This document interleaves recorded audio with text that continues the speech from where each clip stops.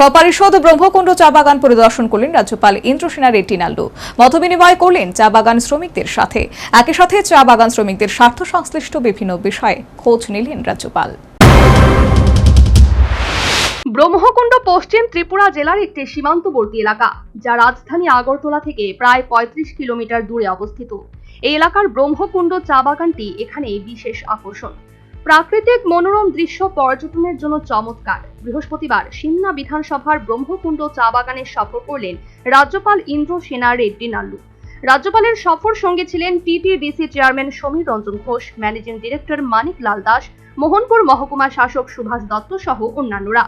রাজ্যপাল Brahmakund tourist guest হাউসে এসে সংশ্লিষ্ট গেস্ট হাউস পরিচালনার বিষয়ে খোঁজ খবর নেন।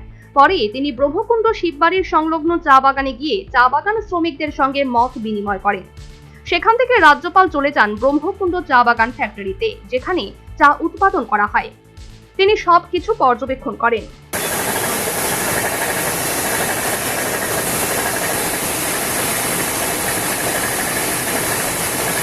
এদিন রাজ্যপাল বলেন, ব্রহ্মকুণ্ড চা বাগানটি সরকার পরিচালিত একটি বাগান।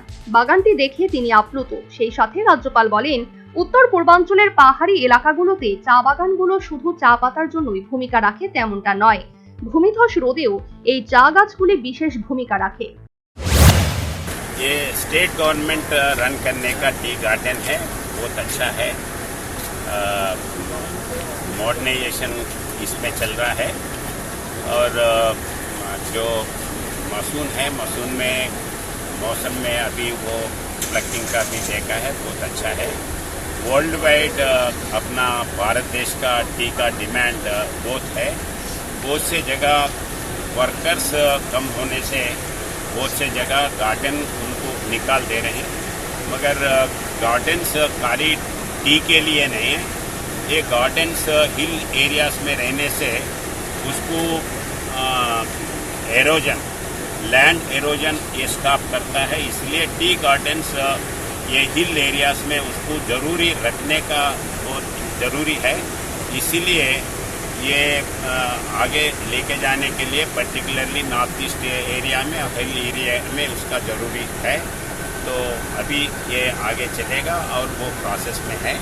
बहुत खुशी है, मैं सबको देखा हूँ, अच्छा है।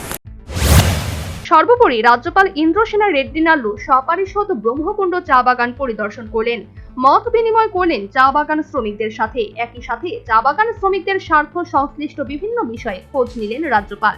Bureau report, news vanguard.